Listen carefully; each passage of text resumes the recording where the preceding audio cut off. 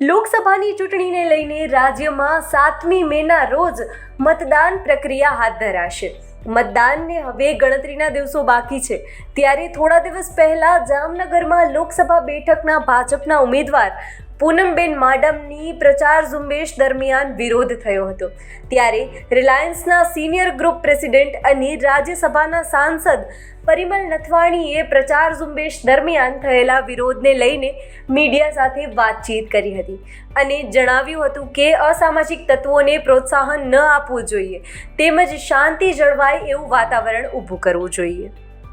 આજ રોજ જામનગરમાં મિત્રોને મળતા આપ સૌને ખૂબ ખૂબ અભિનંદન કે આજે ટૂંકા સમયમાં આપ સૌ આવ્યા એ બદલ હું આપ સૌનો આભારી છું।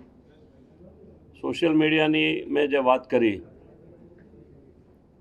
એ હેલ્ધી હોય ત્યાં સુધી બરાબર હતું અને ગુજરાતની જે પરંપરા છે, ખાસ કરીને જામનગરની પ્રણાલિકા છે એ એક હેલ્ધી છે। ચૂંટણી આવશે અને જશે, 7 તારીખ જતાં કોઈ વાર નથી લાગવાની અને દરેક લોકો આપણે લોકસભા પહેલાં પણ જોઈ છે, ચંદ્રેશભાઈ લડતા હતા, વિક્રમભાઈ લડતા હતા, પછી પૂનમબેન આવ્યા અને એક હેલ્ધી વાતાવરણ હતું।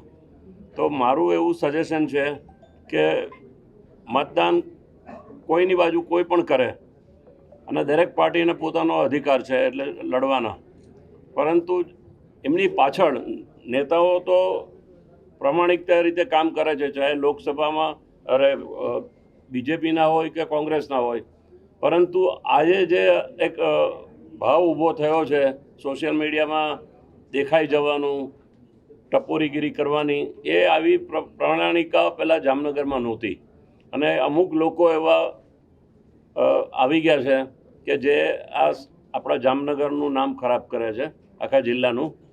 એ વસ્તુને મેં આપને સૌને રિક્વેસ્ટ કરી।